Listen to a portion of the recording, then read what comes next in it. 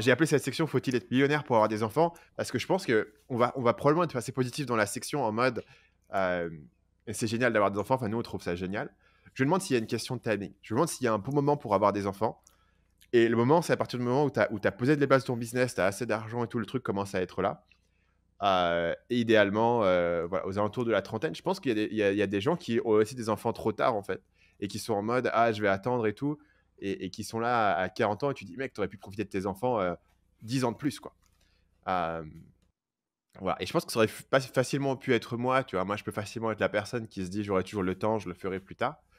Et il s'avère que dans notre cas, en fait, on a été voir le docteur et le docteur nous a dit, «Ouais, attendez pas trop, hein, voilà, ça va être le moment et tout», et ça m'a mis quand même un peu la pression de me dire: «Ah ouais, OK, du coup, il faut prendre cette décision dans les prochaines années ou potentiellement, ça sera vraiment dur», tu vois? D'avoir des enfants, juste d'un point de vue, médical, biologique et tout, et je pense que beaucoup de gens d'ailleurs ont pas cette chance de faire la visite, chez le docteur au bon moment pour se rendre compte que si tu attends, ce sera plus dur. Ou alors bien sûr la chance d'avoir rencontré la bonne personne et tout, mais je pense Il que y a aussi ça qui joue beaucoup, rencontrer ouais. la bonne personne, il y a aussi un facteur de qu'est-ce que tu cherches, en fait? Parce Mmh. que si, à un moment donné, si tu dis: «OK, d'ici quelques années, ce serait cool d'avoir des enfants», tu cherches dans cette optique-là, versus, si tu es un peu en mode, «Bon, bah, je vais vivre ma vie et cetera et peut-être qu'un jour, je serai avec une personne qui, en plus, je vois bien un futur avec», tu vois, ça a moins de chances d'arriver, quoi, si tu as pas déjà cette vision en tête. Moi, je me souviens la première fois que j'avais rencontré un mec comme ça, j'étais à l'époque dans une coloc d'entrepreneurs à Barcelone, donc enfin que des mecs complètement perchés et tout. Mais on avait un qui était perché dans une direction différente des autres. Et son truc, c'était je vais chercher ma future femme.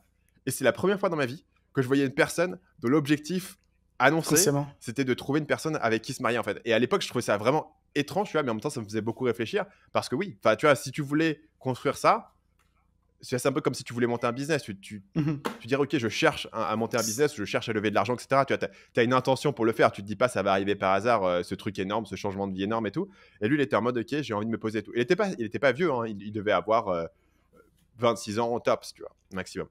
Heu, donc ça, je pense qu'il y a cet élément d'intention, mais la question c'est: est-ce que c'est vachement plus dur de le faire dans l'autre sens? Et je pense qu'en un sens, ni nous, ni l'un ni l'autre, on peut vraiment répondre à cette question de: est-ce que c'est plus dur de monter un business quand tu as des enfants versus avoir des enfants quand tu as un business? Parce que nous, on l'a tous les 2 fait dans le même sens, c'est-à-dire avoir le business et ensuite les Mmh. enfants. Mais je pense qu'il y a un facteur à ce niveau-là, et je pense qu'une grande partie de l'anxiété de enfant entrepreneur, c'est: est-ce que je peux monter un business en étant entrepreneur? Et mon expérience, c'est que avoir des enfants quand tu es déjà entrepreneur et que tu sais ce que tu fais et que tu as un élément qui marche, en fait, c'est beaucoup, beaucoup moins dur que ce que les gens Mmh. créent. Non, je suis assez d'accord avec ça. Et en fait, je pense aussi qu'en fait, en gros, avoir de l'argent et être relativement à l'aise et pouvoir notamment avoir des nounous, de l'aide comme ça rend beaucoup plus facile. Mais je pense qu'en fait, c'est vraiment un facteur déterminant pour choisir ou pas d'avoir un enfant, tu vois. Et t'as un truc tout Ouais. con, c'est qu'en fait, c'est les pays les plus riches qui ont moins d'enfants. Donc en Afghanistan, ils sont genre à 4 femmes par enfant, tu vois. Tu vas pas me dire qu'en Afghanistan, Quatre enfin, enfants par femme. t'es plus à l'aise, t'es plus à l'aise. Et même c'est un pays, tu vois, en France, c'est les personnes qui ont plus d'enfants, c'est les personnes qui sont plus grosses difficultés financières, Ouais, tu vois. Donc je ouais. pense que t'as un peu ça qui tient pas. Et je pense que généralement, c'est pas vraiment un problème d'argent, c'est plus une question un peu d'anxiété par rapport au futur, un peu généralisée. Ouais. Euh, et au Et final, je pense que c'est un thème qui peut ouais, revenir sur le podcast, mais cette anxiété, elle disparaît pas nécessairement parce que tu as de l'argent. non, non, je pense pas. Non, non, parce que en fait, t'es pas, enfin, tout reste pas en ton contrôle, tu vois. Si t'es inquiet du monde de façon générale, bah, tu fais partie du monde, donc peu importe, tu vas voir ça. Et donc ta question, c'était en gros, est-ce que c'est plus facile? Ouais, bah, je pense que potentiellement c'est plus facile. Dans quelle mesure est-ce que ça a changé ta vie, en fait? Dans quelle mesure est-ce que ça a changé ta vie et dans quelle mesure est-ce que ça rentre en conflit avec ta carrière d'entrepreneur? Alors, changer ma vie énormément. Par contre, changer un peu ma partie professionnelle beaucoup moins que ce que je pensais.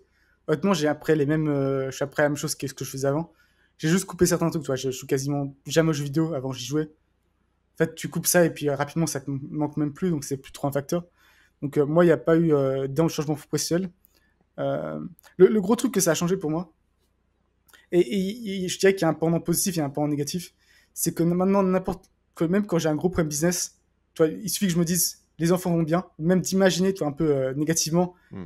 qu'est-ce qui se passait si on sait, toi, mes enfants s'étaient fait écraser par une voiture, toi, tu seras en mode, enfin, ton truc business, tu t'en fous, toi, ça sort totalement. Donc, ça baisse beaucoup un peu l'anxiété par rapport au business. T'es là, bon, j'ai ma famille, quoi qu'il arrive, on ira bien.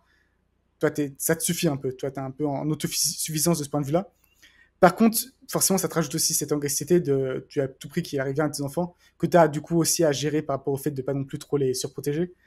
Avant d'être parent, j'étais très, moi, mes enfants, je les laisserais faire ce qu'ils veulent. Tu vois, il faut qu'ils prennent des risques, faut qu'ils puissent aller courir dans la nature. Et une fois que t'as des enfants, t'es en mode, en fait, c'est plus compliqué, quoi. C'est un conflit interne Ouais, à gérer, quoi. Euh, ouais, et toi, je c'est vois ce quoi que tu veux dire. dans ce que ça a changé dans ta vie et dans ta carrière? Écoute, moi, je pense que ça m'a amélioré, en fait. De la même manière où me mettre en couple, ça m'a aidé à m'améliorer au niveau de plein d'éléments, notamment bah, des trucs cons, hein. Je vais donner des trucs cons, mais le sommeil. Moi, mon sommeil, au Mhm. départ, et je pense qu'on en parlait dans des vieux épisodes de Nomad Digital pour les gens qui écoutaient ce podcast à l'époque. Mais moi, mon sommeil, c'était totalement n'importe quoi. Je me couchais chaque soir 3 ou 4 heures plus tard que la nuit d'avant. Donc, je faisais en fait le tour, tu sais, du truc où à un moment donné, je me couchais à 10 heures du matin. Et je me dis, bon, bah, ça n'a pas de sens. Demain, au lieu de me coucher à 14 heures, je vais attendre jusqu'à 22 heures et je vais refaire le tour, etc. C'était comme ça. Et en fait, je me disais, euh, ouais, c'est mon horloge biologique qui est décalée de 4 heures, tu comprends pas et tout. Mec, mais n'importe quoi. À partir du moment où j'ai habité avec Kim et elle se couchait à 1 heure, elle se levait à 1 heure et tout, et je me calais un peu sur le même, sur le même truc. Et bah, du coup, j'arrivais à me lever et à me coucher à des heures à peu près normales, tu vois. Et avec les enfants, ça a encore changé ça, puisque en gros, ma fille, elle est debout tous les matins entre 6 heures et 6h30. Donc, tous les matins entre 6 heures et 6h30, on te réveille, tu vois. Et tu dis, ah ouais, c'est dur de se lever à 6 heures. En fait, non, c'est très facile de se lever à 6 heures quand tu as l'habitude et quand tu n'as pas le Quand tu choix. t'es couché à Et 9 quand heures, en ouais. fait, il n'y a jamais de moment, quand tu t'es couché à 9 heures du soir, Mhm. et quand il n'y a jamais de moment, en fait, où tu vas faire. Donc, ce qui va casser ta routine de 6 heures, c'est la journée où, je sais pas, tu es sorti, tu t'es couché tard, etc. Tu te lèves tout d'un coup à 8h30. C'est très dur de te lever le matin suivant à 6 heures, en fait. Tout d'un coup, tu es décalé. Mhm. Quand tu n'as pas cette option d'être décalé et tu es calé là-dessus, pour moi, ça compte sur le sommeil. Ça compte sur le moment où je dois terminer de travailler parce que je me dis, bon, bah, ok, je vais pas louper le dîner des enfants et tout, donc faut que j'arrête. Mettons, pour moi, j'essaye d'arrêter à 16h30 en ce moment, mais tu vois, je peux continuer jusqu'à 17h, 17h30, mais ça commence un peu à tirer. Alors qu'avant, je me dis, c'est pas grave, si j'ai besoin de continuer jusqu'à 19h30, je peux continuer jusqu'à 19h30, 20h, ça n'a pas trop d'importance. Et ce qui se répercute sur le moment où je commence à travailler. Avant, j'étais un peu en mode, bon, bah, c'est pas grave, je peux lire. S'il y a un bon article qui est sorti, je peux lire pendant 1 heure le matin avant de commencer et tout, c'est pas grave, parce que de toute manière, je peux travailler plus tard. Là, je me dis, non, bah, en fait, cette heure-là, comme Mhm. tu peux pas la récupérer en travaillant plus tard, bah, c'est 1 heure de perdu sur le travail. Alors parfois, tu perds cette heure sur le travail, tu décides que l'article il est vraiment tellement bon que tu vas perdre cette heure, mais c'est une vraie décision, il y a un vrai trade-off. Et finalement, le fait d'avoir cet élément où ça te force à vraiment être calé, tu vois, c'est un peu comme les gens qui vont, je sais pas, mettre leur réveil dans leur salle de bain ou quoi pour se forcer à devoir se lever.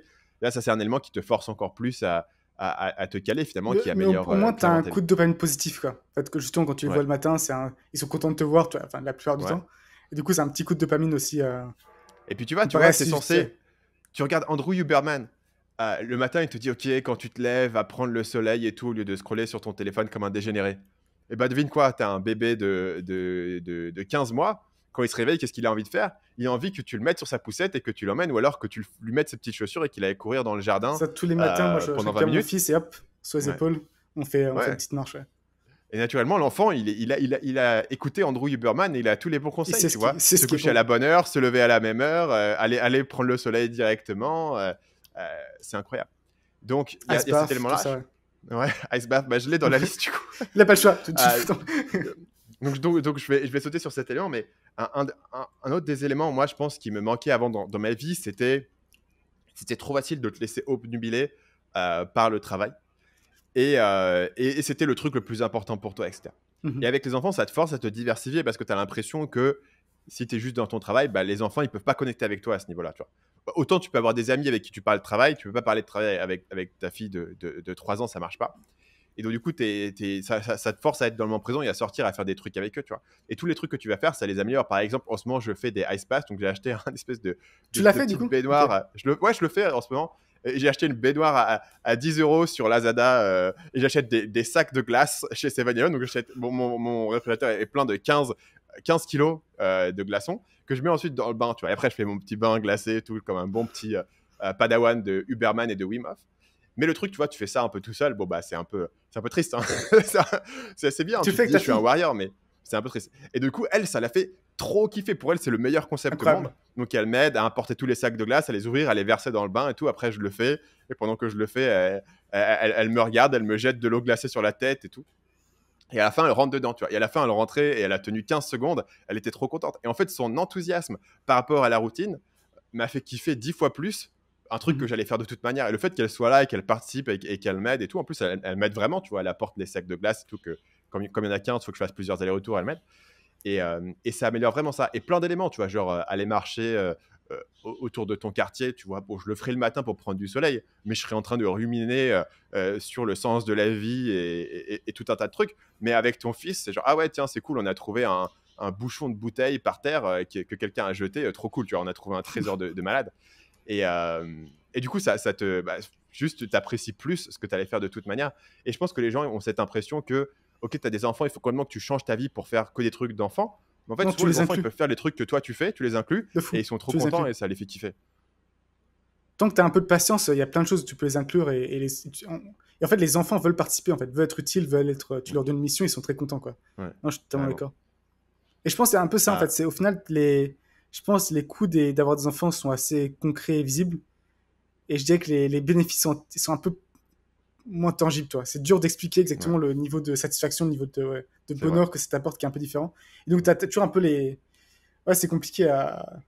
Mais après, je pense que fondamentalement aussi, avoir le bon partenaire, c'est un peu la clé de voûte, quoi.